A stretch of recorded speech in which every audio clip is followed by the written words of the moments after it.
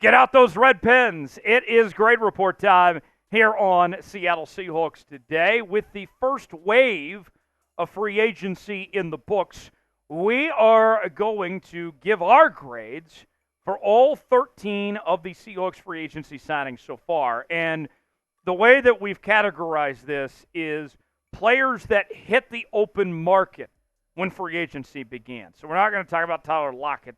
But we are going to talk about guys like Noah Fant and Leonard Williams and others here. So we'll bring that to you coming up in just a moment here on this edition of Seattle Seahawks Today. Before we do, we want to make sure that you 12s are informed and entertained as much as possible here on the channel, and you lock us in. You subscribe to Seahawks Today for the latest happenings in your favorite team.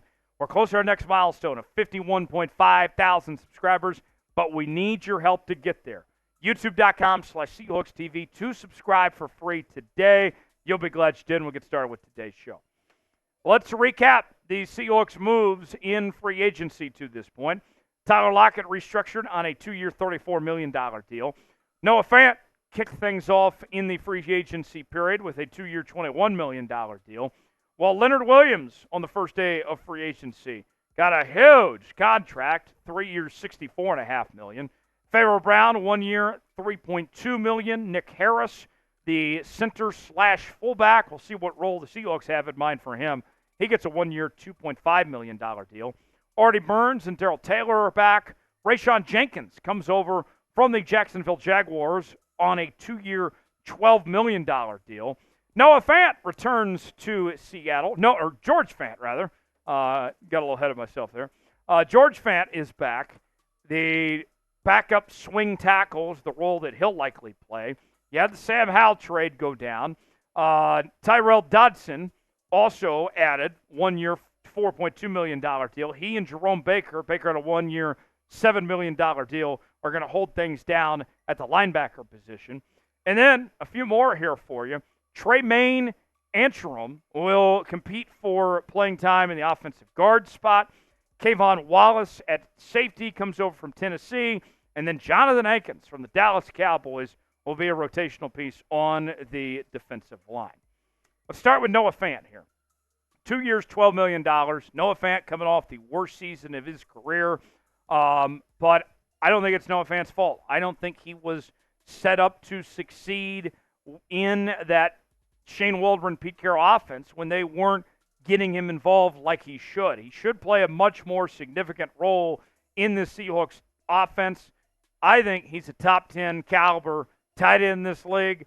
They probably overpaid for the money that he's accounted for the production we've seen at this point, but I still rather have Noah Fant on my team than not. I'll give this a solid B-plus grade by the Seahawks on their deal with Noah Fant there.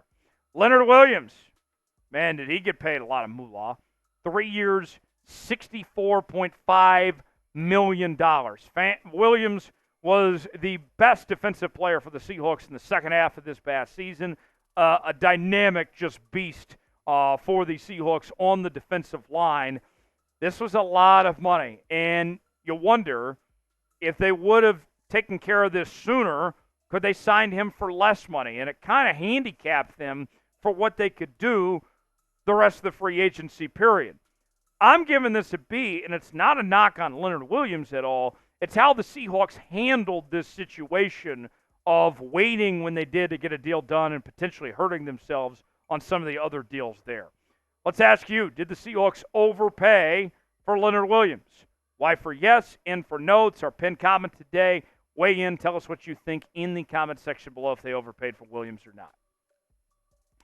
Pharaoh Brown, that is, coming to the Seattle Seahawks on a 1 year, $3.2 million deal. No Colby Parkinson, no Will Dissly. Noah Fant expected to be the receiving tight end, while Pharaoh Brown will be the blocking tight end. You saved a lot of money from what you were paying Parkinson and Dissly, and you got one of the top 10 blocking tight ends in football. I'm going to give this an A-. It's a cheap deal, fills a position of need. You get a very good blocker, but he doesn't have a great track record when it comes to being a pass catcher. I wish he was a little bit better of a pass catcher, but I'll still give this an A- here. Next on the list, Nick Harris. 1-year, $2.51 million deal with Seattle. Very cheap contract. A guy that can do multiple things. He can play center. He can play fullback. Played under Scott Huff, the Seahawks offensive line coach, when he was a member of the Washington Huskies, so there's some familiarity there. Seahawks had their eyes on Nick Harris. They really liked him. I'm going to give this a solid A. There's nothing to really hate about this move to bring in Nick Harris on a cheap contract for a guy that can do multiple things. Artie Burns re-signed on a 1-year deal, and the thing with Artie Burns, he's kind of just going to hold the spot until he doesn't at this point, until he gets beat out by somebody else. Artie Burns, well-liked, well-respected among the locker room, but the Seahawks can do better than Artie Burns. I give this a C, and the reason why I give this a C, although we're still waiting in the financial terms, it can't be that much for Artie Burns. I think that's kind of safe to assume. So even though he's not that great of a player, it doesn't hurt you to have Artie Burns as a body for now of sorts till they upgrade, find somebody better. Who was Seattle's best free agency signing so far? We've gone through a number of names already. Still got plenty more to go, but want to hear from you guys first. Weigh in the comment section and let us know what you think. Got Seahawks hats on sale now. Chatsports.com/Seahawks hats. You can get yours today for up to 50% off. We're also offering free shipping. Here's a couple different choices for you. The flat bill, the baseball cap style, the throwback version.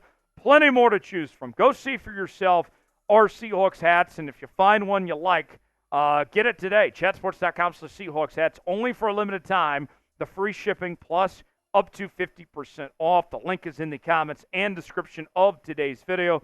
Chatsports.com/Seahawks hats to get yours today. Darrell Taylor signed an extension. He is back. Darrell Taylor, I think that Mike Macdonald is aware of what he's getting when it comes to Darrell Taylor. And that is a guy who is a one-trick pony. He's a very good pass rusher, but that's about all he can do. He's not great in coverage. He's not great at stopping the run. With that in mind, I'm just going to give this a B. Hopefully the Seahawks maximize his capabilities when it comes to just being that pass rusher. Let him be a rotational piece and kind of thrive from there. This is one signing that I think breathed a sigh of relief among Seahawks fans. Bring in George Fant. We saw how much of a revolving door the offensive tackle position was last year with the injuries to Abraham Lucas and Charles Cross. Now you bring in a guy you're very familiar with in George Fant, who's been in Seattle previously, that is a very good backup offensive tackle option, a swing tackle, if you will. If something happens to Lucas or Cross, or if they move Lucas from tackle to guard, George Fant is more than capable of getting the job done. 2-year deal. Got some much-needed help. I'm going to give this an A-. If they were asking George Fant to be their full-time starter, that'd be a little bit concerning. They're not doing that here, though. I like the move to bring in George Fant. Maybe my favorite signing of them all, Rayshawn Jenkins from the Jacksonville Jaguars signs a 2-year, $12 million deal. With Jamal Adams gone, with Quandre Diggs gone, we knew the Seahawks needed to make a splash when it came to the safety position. And Rayshawn Jenkins may have been the most underrated player in all of free agency. He's a turnover machine. He can tackle. He can play coverage well. And at $6 million, I can live with that every single day. That's an A from me. This was a home run signing by the Seahawks to bring in Rayshawn Jenkins and add some much-needed depth to this Seahawks secondary room. Still plenty more names to get to here on today's show, but we want to hear from you guys. With free agency still going on, still more time to add more players, who is a player the Seahawks should sign next? Weigh in the comments section. Let us know what you think, somebody that comes to mind that you think would be a good fit for the Seattle Seahawks. Give us a name or two in the comment section and weigh in. Tyrel Dodson is going to help out the Seahawks a lot in the linebacker spot. The highest graded linebacker by Pro Football Focus this past season. Does it all well, especially in coverage. We saw one of the things that I noticed of the way the Seahawks signed these linebackers there was an increased priority when it came to PFF grades and coverage. And Dodson is a very good coverage linebacker. 1 year, $4.2 million. That's a great move. That's an A+. You got arguably the best linebacker in football by analytics for only $4 million. That's an A+ from me, as far as I'm concerned. I really like that move to go with Dodson, but it didn't stop there at the linebacker position. Jerome Baker comes over from the Miami Dolphins on a 1 year, $7 million deal. I like him more than I do Jordan Brooks, quite frankly. I think when you add in Jerome Baker and Dodson here with what you had previously with Jordan Brooks, who struggled in coverage, as did Bobby Wagner for that matter, you, I think, upgraded the linebacker room while spending less money. I got to give this an A as well. I liked this move from John Schnieder, and Mike Macdonald get some help where those linebackers come from. Tremayne Anchrum comes over from the Los Angeles Rams, where he'll play the offensive guard spot and compete for playing time. Expected to be a cheap veteran deal. I'll give this a B because it doesn't really cost you much. It's expected to be a vet minimum contract. He'll compete for playing time. We'll see if he brings anything to the table or not. If it doesn't work out, it doesn't hurt you.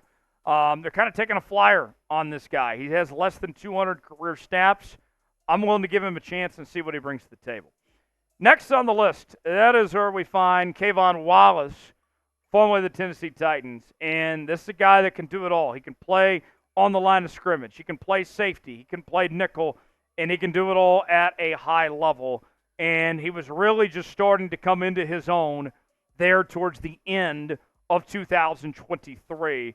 I think it's a great fit for Seattle. I know that Mike Macdonald wants to do some 3 safety looks. Expect to see Wallace get plenty of playing time. Reasonable contract. I'll go A- there. Last on our list, Jonathan Hankins, formerly of the Dallas Cowboys, fills in a much-needed role when it comes to rotational interior defensive lineman pieces. He's not going to be an every down player, but he's going to be a difference maker for the Seahawks team that badly needs help there. Contract doesn't sound like it's going to be too much either. I'm going to go B+ on Hankins there. So those are all of our grades for every single one of the Seahawks free agent signings. In a moment, I'm going to give you my overall grade for what the Seahawks have done in free agency. But I want to hear your overall grade first in the comments section. A, B, C, D, or F. Weigh in. Tell us what you think your overall grade is. I'm going to go with an overall grade of a B. I know we saw a lot of A's. We saw some B's. There was a C in there. I think about a B is a fair grade. Seattle's done a good job with their lack of money with this circumstance of what they've had to work with. But there's still some glaring holes that need to be filled on this Seahawks team. When you're talking interior of the offensive line, they're not done. There's work to be done. Job's not finished. Got to find some more pass rushers. Got to be able to get after the quarterback. And then linebacker. I know that you brought in the 2 guys that we talked about with Baker and Dodson, but you still need another piece when it comes to that linebacker spot as well to kind of fill that Devin Bush role of sorts there. So still more work to do, but I'm optimistic about this team going forward. And some of these guys aren't going to be filled here in free agency. We're going to talk about some of these positions being filled when we get to the draft here in a couple weeks as well. But overall, I'm optimistic. I like the direction of where this Seahawks team is going. I think Mike Macdonald and John Schnieder are clearly putting their stamp on this Seahawks team. They're doing a lot of things different than what we saw in the Pete Carroll era. And you got to be feeling good if you're a Seahawks fan about where this team goes from here. I would call this free agency period a success. Was it perfect? Far from it. Was it a failure? Definitely not. It was a good run of what we've seen so far to this point. Thanks for joining us here on Seattle Seahawks today for continuing free agency coverage. If they make any more moves, we're going to talk about it here on the channel, break it all down for you. Subscribe now for free, and we'll see you next time here on Seahawks Today.